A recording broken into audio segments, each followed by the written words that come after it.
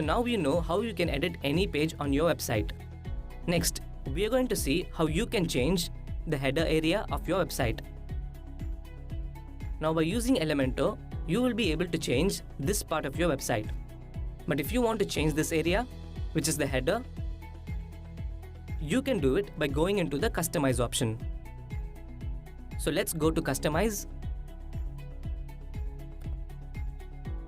And here you can see that there are some blue icons. Now if you want to change this logo, just click the blue icon next to it. And you can change the logo here.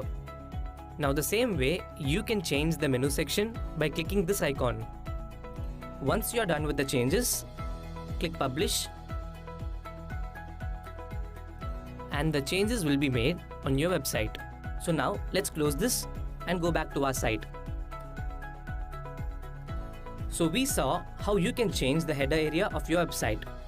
Now what if you want to add a new page to your website? It is very easy. So next we are going to see how you can add a new page to your website. So to add a new page, just go to New and click Page. Now let's say you want to create a service page for your website. You need to first enter a title.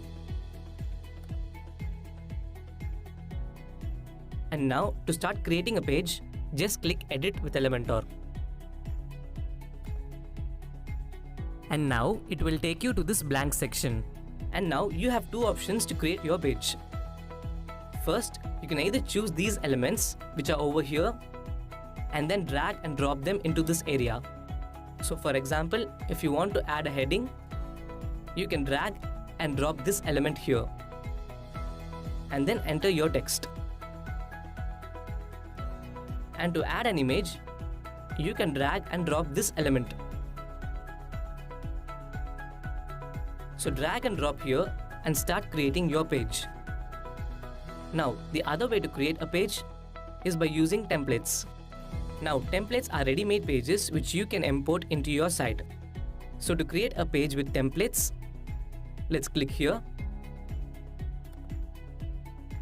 And you will find a lot of designs here. Now if you want to use any design, simply click it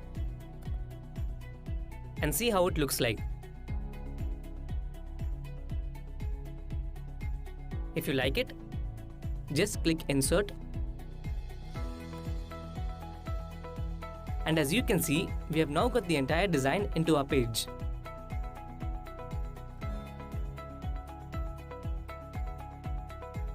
Now again, like we did before, you can change anything on this page just by selecting it and typing anything you want.